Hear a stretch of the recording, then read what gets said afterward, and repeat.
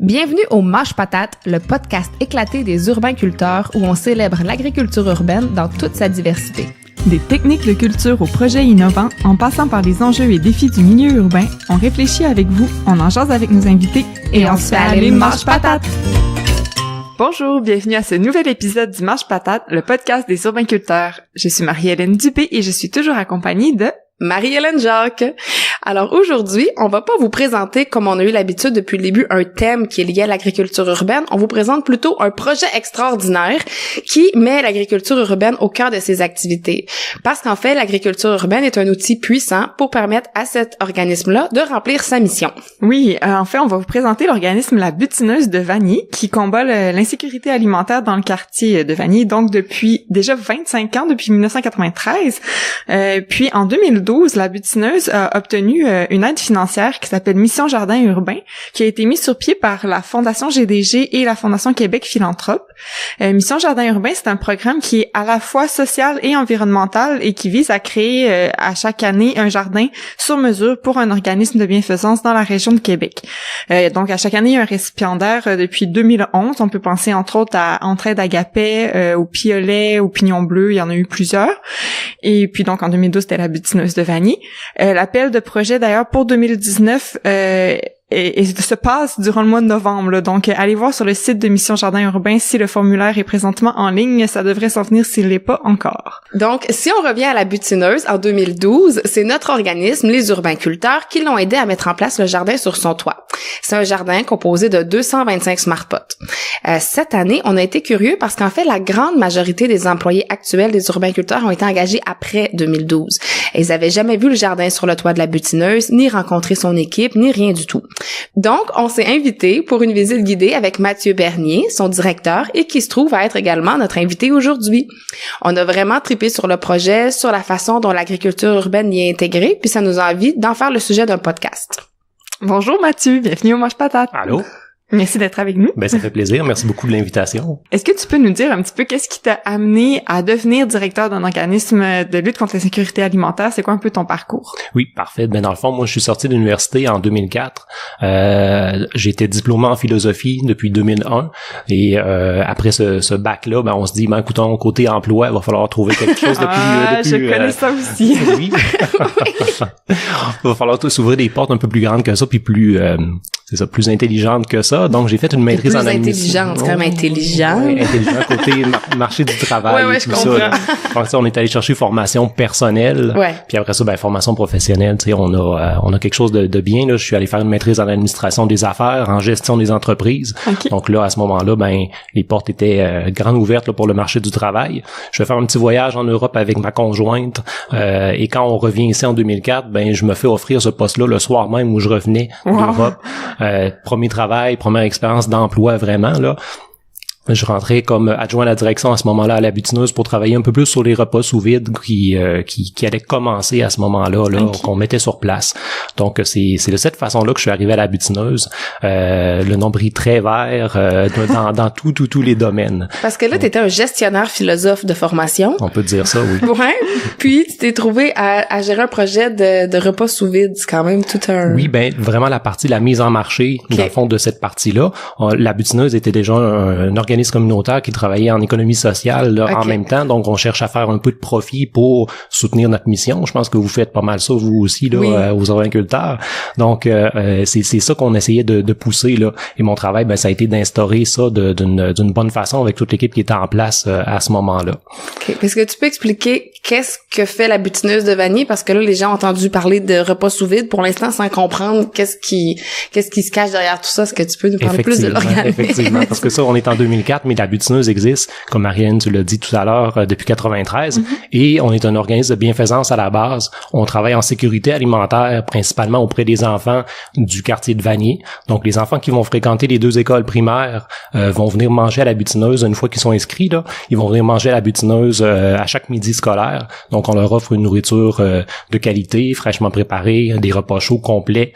Donc, on donne un bon coup de main côté sécurité alimentaire. On travaille beaucoup en scène alimentation en même temps avec les enfants.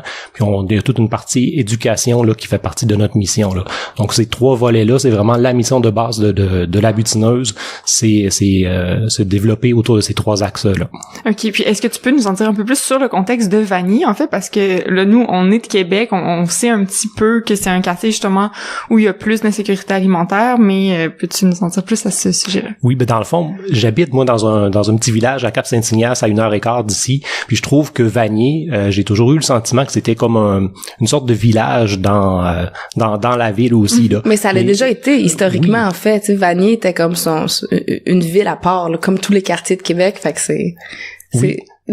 Puis géographiquement aussi, c'est un quartier qui se trouve plus isolé, fait que ça fait du sens. Effectivement.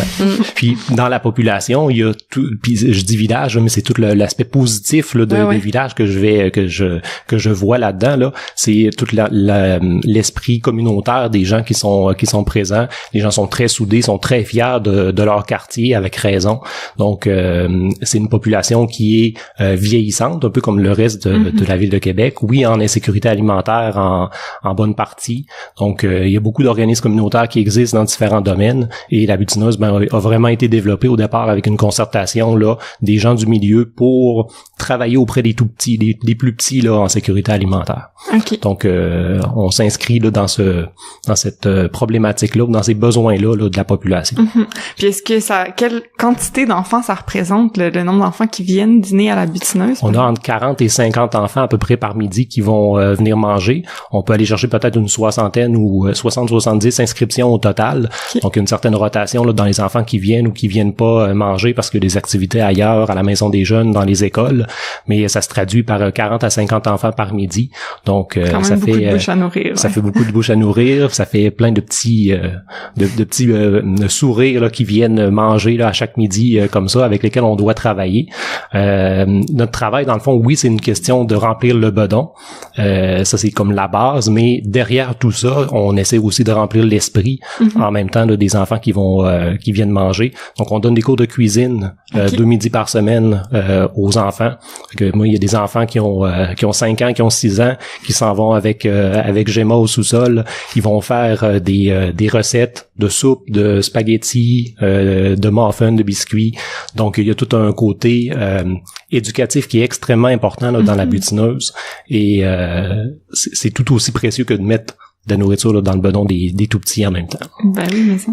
Puis justement, c'est toi qui as amené l'agriculture urbaine à la butineuse, puis c'est devenu vraiment un élément essentiel. On sent que t'es complètement passionné. Puis comment au fond ça s'intègre dans les activités de l'organisme? Ben dans le fond, moi les premiers pas qu'on a fait avec le toit jardin, ça s'est fait en 2012, vous en avez parlé. En 2011, on visite à ce moment-là le toit jardin de l'Aube-Rivière. Ma conjointe, mon petit garçon Tristan, puis moi, on est totalement ébahi par ce qu'on découvre là.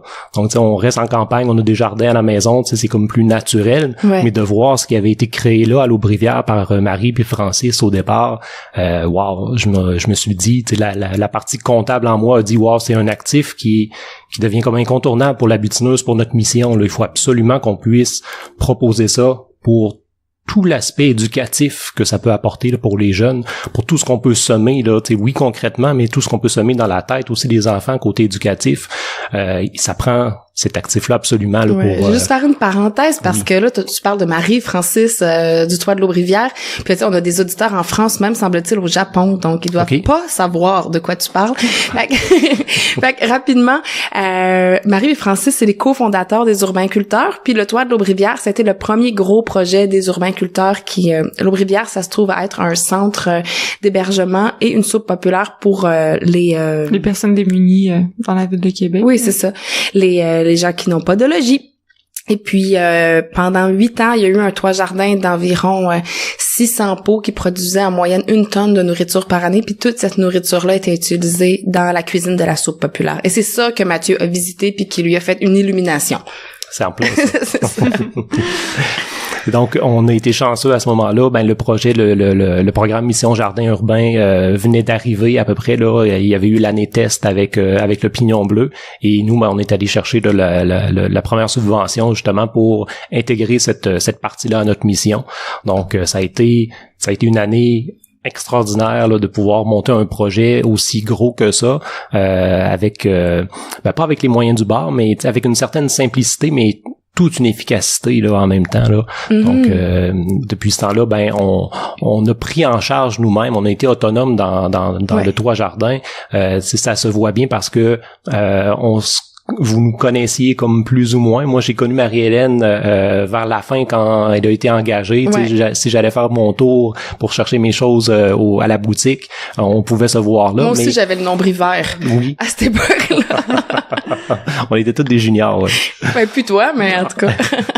Donc, on s'est connus un peu de ce côté-là. On a commencé, nous, dans le fond, on voulait que le toit jardin, ce soit vraiment une activité qui était entièrement contrôlée à la butineuse. On commande nos semences, on fait nos propres semis. Donc, quand je parle d'éducation auprès des enfants, on leur montre à faire des semis, leurs semis de tomates, de poivrons, de fines herbes. Ils choisissent eux-mêmes ce qu'ils veulent bien faire. Ils peuvent rapporter à la maison les plans qu'on va préparer ensemble. Donc, il y a tout cet aspect éducatif là qui est extrêmement important là, pour nos tout petits. Plus tard, là, quand ils auront un appartement, une maison, ils seront capables de se faire de la soupe parce qu'ils l'ont pratiqué avec nos cours de cuisine, mais ils seront capables de jardiner un peu là, ils auront déjà des bases qui auront été semées là. Pour nous l'agriculture urbaine puis notre mission elle se traduit dans des petits gestes simples comme ça, mais qui vont avoir une portée à long terme là auprès des enfants là qui vont croiser nos chemins là. Puis c'est une activité populaire, les enfants j'imagine qui ont le choix d'aller faire des muffins avec Gemma ou d'aller cueillir des tomates sur le toit ou est-ce que on fait nos groupes, on a nos listes, il y a des remplaçants, il y a des files d'attente là effectivement là pour toutes ces activités là, mais oui, c'est extrêmement populaire. J'imagine, je veux dire, c'est une question que je pose, mais au fond la réponse me paraît évidente là, c'est sûr que moi à cet âge-là, j'aurais capoté. Oui, puis est-ce que tu sais à quel point ça a de l'impact justement en dehors de la butineuse? Est-ce qu'il y a beaucoup d'enfants qui ramènent justement des plans chez eux, qui vont faire des initiatives à la maison? Oui, quand l'école finit au mois de juin, au début du mois de juin, dans le fond, nous on laisse aller les plans avec les enfants à la maison. T'sais, on leur donne des conseils, on revoit là est-ce qu'ils sont en pleine terre, est-ce qu'ils vont être dans des pots, comment ça va se passer. Fait qu'on donne des conseils un peu comme pour les accompagner là-dedans. Puis quand ils reviennent en septembre, hey Mathieu, j'ai eu tant de tomates sur mon plan là, mon poivron il a même commencé à rougir parce que ça a bien été cet été-là. J'ai mangé des cerises de terre, wow, ça a été super. Donc oui, on a des beaux commentaires là, de la part des jeunes. Puis souvent si on l'on fait une première année, inévitablement les années suivantes là, ils veulent encore participer à ça. Ils font leur semis, ils nous aident à préparer ceux que nous on fait là pour le toit en même temps. Donc on forme une certaine relève là, ou en tout cas on ouvre des portes pour que les gens puissent connaître ces domaines-là. Là. Tout comme on ouvre les portes des cuisines là, à la maison des fois le soir, quand ça va un peu plus vite, on a moins de temps là, de prendre du temps avec nos enfants puis de les faire cuisiner. Fait que de pouvoir le faire à la butineuse, c'est ça. Ça aussi, ça ouvre des portes qui sont précieuses là, pour leur développement. C'est super important. On entend régulièrement qu'il y a un grand nombre d'adultes qui savent pas du tout cuisiner avec des aliments frais, qui se trouvent démunis devant des légumes à couper. Là. Fait que il y a un besoin réel. Là, ce que vous faites est clairement important. Depuis 1 an, il y a aussi 2 systèmes hydroponiques. Il y en a un plus petit qui est installé dans la salle à manger puis que les enfants peuvent voir pendant le dîner, puis il y en a aussi un plus gros dans le sous-sol. Puis le but, j'imagine, c'était de produire à l'année. Oui. Oui, puis parce que le système hydroponique, en gros, pour ceux qui ne le savent pas, c'est de faire pousser des plantes à base, pas à base, mais sans substrat, sans terre. En fait, c'est de l'eau qui circule avec des nutriments, puis c'est souvent utilisé plus justement en culture intérieure ou dans des serres. Donc, ça permet d'avoir un système à l'intérieur là, à la butineuse. C'est ça. Puis comment ça se passe? Ça se passe super bien. Dans le fond, une petite genèse du projet. On trouve tellement que nos saisons sont courtes puis que sur le toit, ça passe vite, ce temps-là où on est capable de produire. Puis l'idée derrière ce projet-là, c'était vraiment de réussir à produire à l'année, là, exactement comme tu l'as dit. On cherche un moyen, voyons comment ça peut se faire. Puis moi, je me reporte en janvier cette année, là, il y a pas longtemps. L'hydroponie, je connaissais le concept, là, mais je pouvais pas aller même plus loin que ça. Là. Maintenant, tu parles anglais, t'as le web qui est à portée de main, ben on peut apprendre rapidement comment les choses peuvent être faites. Et on a décidé de se lancer dans cette aventure-là parce que la technologie commence à le permettre là, de façon efficace. C'est sûr qu'on veut faire un projet, encore une fois, comme le Toit Jardin, qui est éducatif, inévitablement. On veut montrer aux gens justement que c'est possible de cultiver à l'année, même dans nos conditions. On adapte les cultures qu'on a là à ce moment-là, c'est sûr. Hein, on fait pas pousser des carottes en hydroponie. Non. Mais il y a plein de choses qui sont très nutritives là, qui peuvent bien pousser aussi. Là. Donc le projet au mois de mars cette année, avec l'aide de la ville de Québec, de la Fondation Saison Nouvelle, d'une chorale, les Loriots là, qui est dans notre giron là à la Butineuse, puis par nos propres moyens, ben on lance ce projet-là, on achète des ZipGrow. C'est une compagnie américaine qui a développé ce système-là, et ça faisait 2 ou 3 ans à peu près là, que je regardais sur le web voir qu'est-ce qui se faisait de ce côté-là, comment on pourrait peut-être intégrer ça dans nos activités, et finalement ce type de ferme intérieure verticale-là commençait à cadrer là, en tout cas dans leur système, là, commençait à cadrer avec ce que nous on était capable de faire puis ce qu'on pourrait développer à long terme avec tout ça. Donc on fait nos premiers essais, on fait nos premières erreurs, on fait nos premières découvertes aussi, et ça a été, on a fait nos semis là, c'est ça, vers la fin du mois de mars à peu près, et les kale, le pak choy, le basilic, les salades qui ont poussé en dedans de 4 mois, 5 mois, il y avait des quantités là, incroyables de nourriture là, qu'on a pu récolter. Là, ça se parle en termes de kilos là, de feuilles de kale, de feuilles de pak choy là, qu'on a pu récolter. Donc. La productivité est impressionnante. Oui, parce que c'est pas aussi...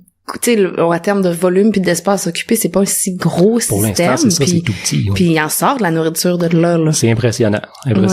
Je connaissais la culture en pleine terre. On le voyait sur le toit. Le toit versus un jardin en pleine terre, c'est déjà bien différent. Mais de voir ça se travailler en hydroponie, c'est vraiment incroyable là, à quel point ça va aller rapidement. Puis à quel point en suivant ces choses-là, quand on peut le montrer également, là, à quel point ça peut surprendre les gens, même des personnes plus professionnelles.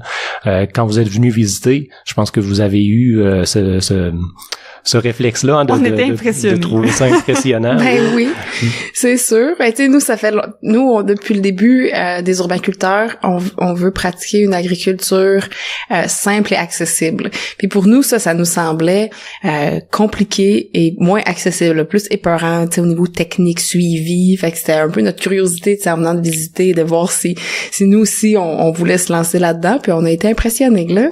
Dans un sens, c'est simple, puis c'est compliqué à la fois, tu sais. Tu trouves? Moi, je trouve.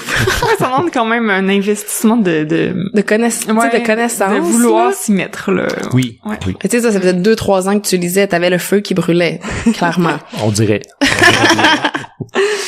Mais tu sais, justement, avec quelqu'un qui lead un projet comme ça, puis qui a envie, puis qui a les connaissances, ben je pense que après ça, pour les autres, c'est plus facile de s'y mettre, d'apprendre avec, puis d'essayer, puis d'expérimenter. Fait que c'est fun pour la transmission justement avec les jeunes aussi, là. Ils vont voir, c'est un peu comme le futur de l'agriculture, là, qu'ils apprennent en même temps, j'ai l'impression.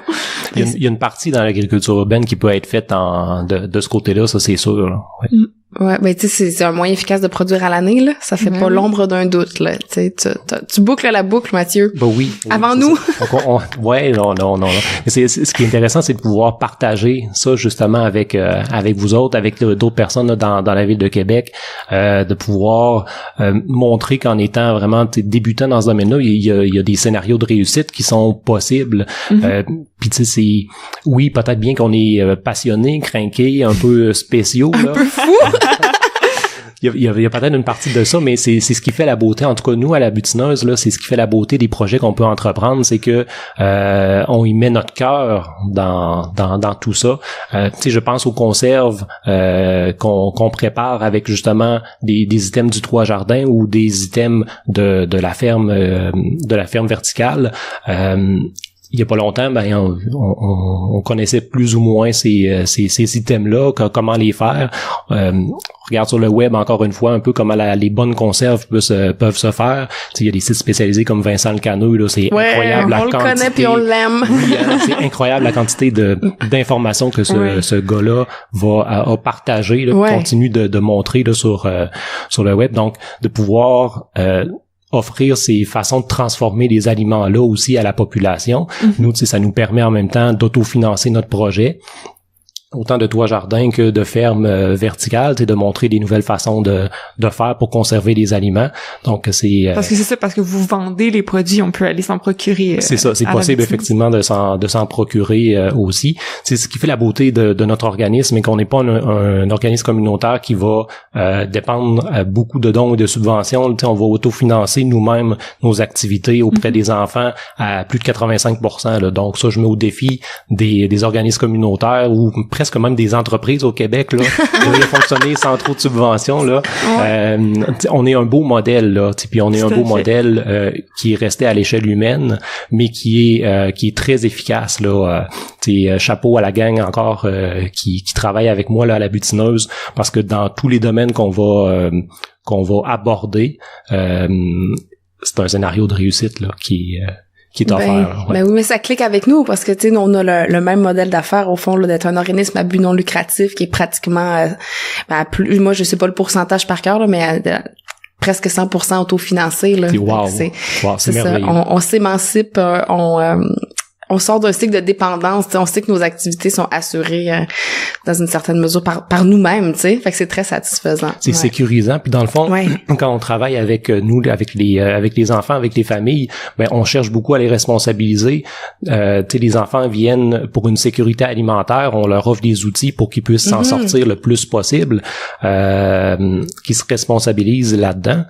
Ben il faut qu'on montre l'exemple. Là. Si on fait l'inverse de ce qu'on essaie de montrer, là, on est pas trop logique. Là. Ça cadre pas avec mon côté philosophie, là, ça cadre pas pantoute à ce moment-là. Comment un philosophe peut vivre dans une telle incohérence? Non, c'est pas possible. Pas possible. Pour en revenir aux conserves dont on parlait, c'est ça, quand on est allé, on a eu la chance de goûter à certains produits qui étaient délicieux, là, vraiment, puis on était un peu impressionné par la variété, en fait, parce que, pour donner des exemples, là, on a goûté, entre autres, à de la gelée de fleurs de thym, à un pesto menthe et citron, de la confiture de tomates jaunes, ou des courgettes marinées au curcuma. C'était, tu vois, on se souvient de tout. Ouais. Vraiment. Je vois ça. Ça nous a marqué. Puis, tu sais, ça nous arrive dans plusieurs projets de travailler pour puis avec des populations qui sont plus vulnérables, mais souvent, on va se faire demander dans ce cadre-là de pas planter des affaires un peu trop bizarre entre bien des guillemets là, comme je sais pas, des fines herbes, ça pogne déjà moins, du kale ou des légumes un peu moins connus, ça pogne moins.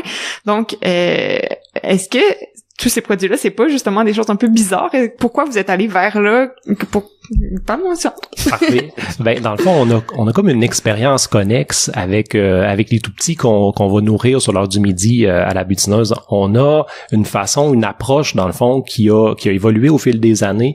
Tu sais, les enfants, ils viennent manger. On a été dompté à finir notre assiette pour avoir notre dessert. Puis les courants de pensée en nutrition ont beaucoup varié là, au fil des années.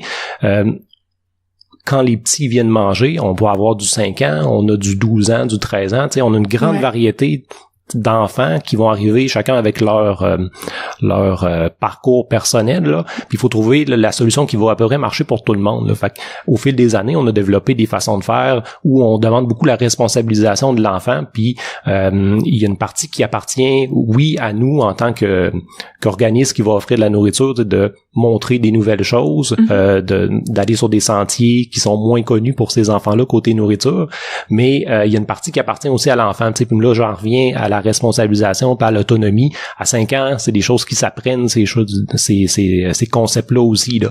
Fait que l'enfant arrive à la Butineuse, il a moins faim parce que, bon, X, Y raison cette journée-là. Ah, ben c'est parfait, mon grand, tu prends une petite portion aujourd'hui. Tu prends la soupe ou tu prends les légumes, si t'es pas sûr. Mais tu sais, tu fais ton effort. Ouais. Nous, on va faire notre effort en même temps.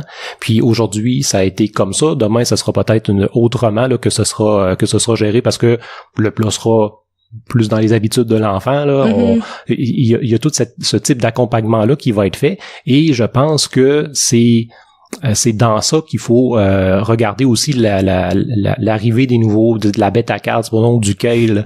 C'est des plantes qu'on est porté à mettre rapidement au jardin ou dans les pots parce que ils ont un effet wow qui est très rapide. En effet.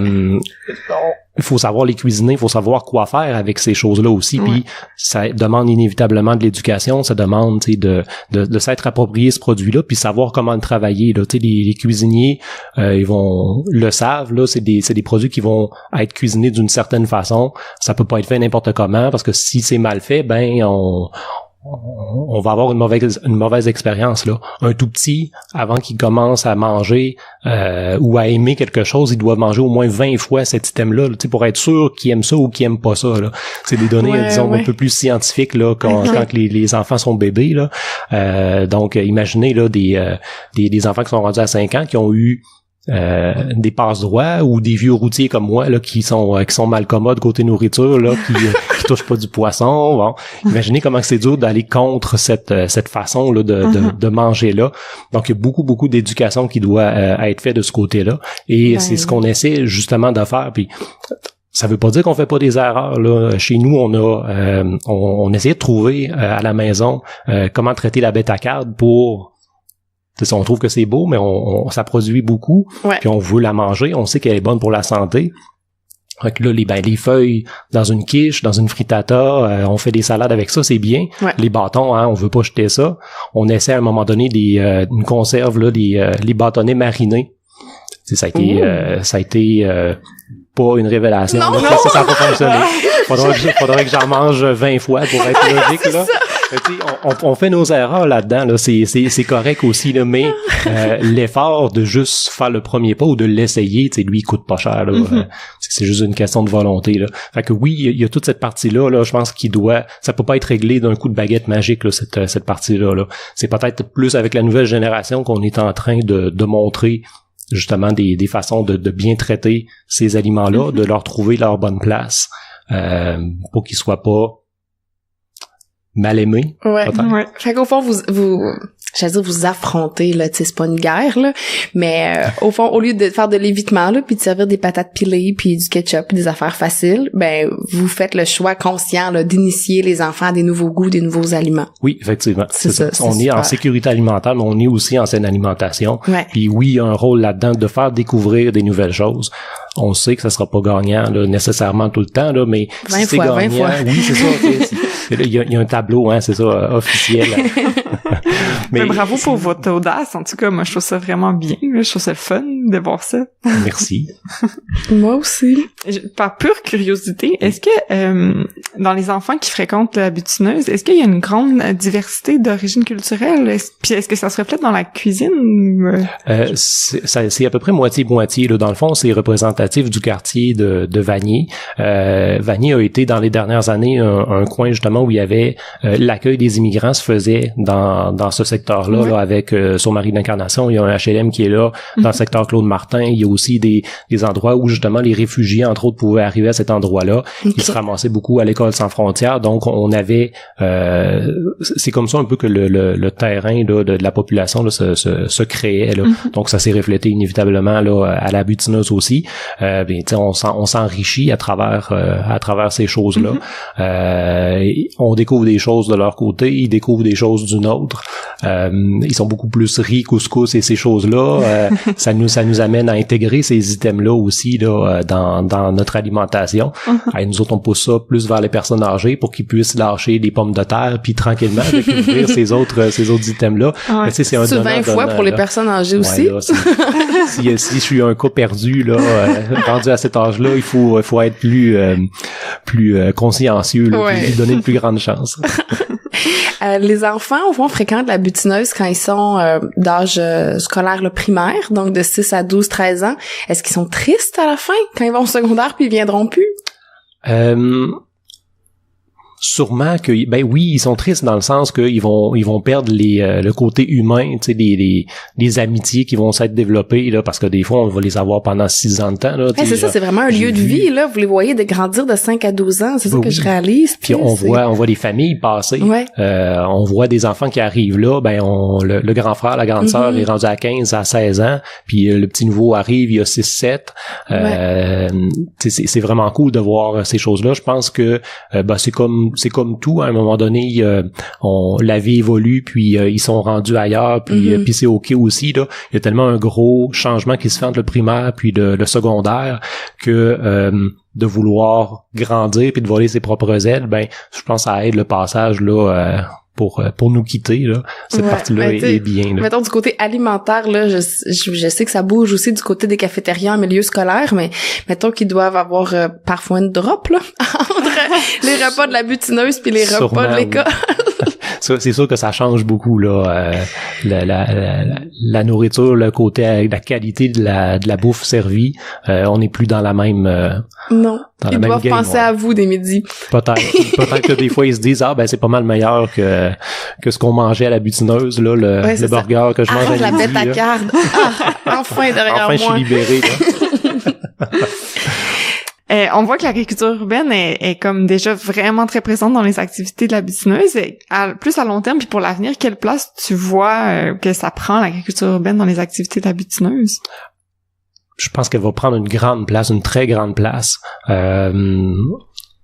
Inévitablement, la partie mission de l'organisme est tellement intégrée à ces activités-là que, étant donné qu'on développe dans le fond la butineuse en termes d'économie sociale, puis qu'on cherche dans le fond à faire des profits pour sécuriser notre mission puis la développer, ben l'agriculture urbaine et ce portrait-là porte en elle-même cette mission-là avec la possibilité d'un profit social.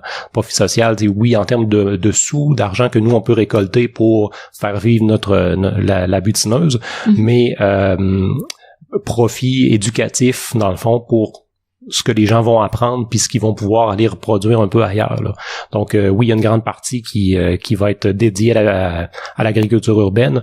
Vous avez vu le grand sous-sol qu'on a, il y a une petite partie bien tout petite là qui est utilisée présentement là qu'on vient de fermer avec Samuel Caron de Verticaroma qu'on vient de sécuriser dans le fond, mais il reste encore 90% d'espace là de plus. Donc, on va pouvoir aller beaucoup plus loin dans le développement de notre ferme verticale. On a des beaux projets qui vont s'en venir. On a des beaux tests aussi qui peuvent s'en venir. Tranquillement, on est en train un peu de se faire connaître dans ce milieu-là. On était un peu plus connus, disons, en tant qu'organisme communautaire ou qui faisait des repas pour les enfants, pour les personnes âgées, mais tranquillement, on fait un petit peu plus notre place en agriculture urbaine. J'ai vu que Benjamin Laramé est venu ici, donc on regarde des projets peut-être potentiels avec lui, avec EO. Super. Tranquillement, on se place là-dedans, là. Et oui, je pense qu'on va entendre parler de la butineuse puis de ses projets un peu fous dans les prochains mois, dans les prochaines années, ça c'est sûr. On a hâte d'entendre ça. C'est très excitant. Ouais. Merci beaucoup, ça Mathieu. fait plaisir. Oui, Grand merci à vous. Ouais, gestionnaire, philosophe et pionnier téméraire de l'agriculture urbaine en milieu communautaire. On espère que ça vous a inspiré, vous, porteurs d'organismes dans la région, à déposer un projet à Mission Jardin Urbain bientôt, ou même à réfléchir si l'agriculture urbaine pourrait jouer un rôle dans l'atteinte de vos objectifs dans le cadre de votre organisation. Aussi, je mentionne qu'il y a un appel de projet en cours présentement avec 100 degrés pour le développement de jardins pédagogiques. Vous avez jusqu'au 7 décembre pour déposer un projet, donc dépêchez-vous, il reste plus beaucoup de temps. Et on s'en va maintenant écouter la capsule horticole de Marie-André. Oh les petits pois, les petits pois, les petits pois, c'est un légume très tendre. Oh les petits pois, les petits pois, les petits pois, ça ne se mange pas avec les doigts. Et oui, les mois d'hiver sont maintenant à nos portes. Avec le froid qui s'en vient, pimenter sa cuisine pour amener un petit peu de chaleur dans la maisonnée semble être une idée tout à fait à propos. Aujourd'hui, je vous parle des piments forts. Ce qui est génial avec les piments forts, c'est leur grande versatilité. Super facile à sécher, ils se conservent longtemps et peuvent être utilisés dans une multitude de recettes. Transformés frais, ils deviendront des sauces piquantes qui rehausseront tous vos plats. Que vous souhaitez en cultiver dans votre potager l'année prochaine ou que vous les achetiez à l'épicerie, il y a une première notion à apprivoiser, celle de l'échelle de Scoville. L'échelle de Scoville a été inventée en 1912 par le pharmacologue Wilbur Scoville. Sur une échelle de 0 à 16 milliards, elle mesure principalement la force des piments, c'est-à-dire qu'elle renseigne sur le niveau de piquant de chaque piment. Soyez toutefois rassurés, les cotes au-delà de 4 millions sont occupées par des composés chimiques spécifiques et non à des piments comestibles. Mais comment calculer un niveau de piquant? Pour mener ces expériences, M. Scoville réduisait en purée le piment frais entier dans un mélange d'eau sucrée qui était ensuite soumis à un groupe test. Cette préparation était ensuite progressivement diluée jusqu'à ce que la sensation de brûlure ait complètement disparu. La cote donnée à un piment provient donc du nombre de fois où la préparation de base a dû être diluée afin que le fameux piquant soit indétectable. Toute qu'une expérience. Pour vous donner une petite idée, le piment jalapeno se situe entre 2500 et 8000, tandis que certaines variétés d'habanero se sont cotées jusqu'à 577 000. La sensation de brûlure que nous avons tous déjà expérimentée vient principalement d'une molécule qui se nomme la capsaïcine. Bien que certains considèrent cette sensation comme un élément gustatif d'intérêt, son utilité au point de vue biologique est tout autre. En effet, de par la force de la capsaïcine, ce composé est censé permettre aux fruits, et donc aux graines de la plante qui les produit, d'être moins exposés à la prédation. Le piquant devrait rebuter les prédateurs potentiels et ainsi assurer la pérennité de la dite plante. Une question va vous brûler les lèvres depuis le début de la chronique. Mais quel est donc le piment le plus fort du monde? Beaucoup de passionnés tentent de repousser les limites et se consacrent à la création d'un hybride toujours plus puissant. De 2013 à 2017, le record appartenait à la fameuse faucheuse de la Caroline, un piment qui se situe entre 1 569 300 et 2 200 000 sur l'échelle de Scoville. Mais deux nouveaux compétiteurs sont en lice avec le Dragon's Breath et le Pepper X. Est-ce que le record sera battu? Nous le saurons bientôt. Mais bon. N'allez pas jusque-là en quête de sensations. Plusieurs épiciers et plusieurs semenciers d'ici offrent une grande variété de cultivars qui pourront satisfaire les amateurs les plus aventuriers. Allez hop, pimentez votre assiette. Voilà, c'est ce qui conclut le Mange Patate. Comme d'habitude, un gros merci à vous de nous écouter. Si vous aimez notre travail, donnez-nous plein d'étoiles sur les plateformes que vous nous écoutez. Ça nous aide beaucoup à faire connaître notre projet. Vous pouvez aussi vous abonner, puis parlez-en à vos amis. Et on se retrouve dans 2 semaines pour se faire aller le Mange Patate. Bye bye! Bye!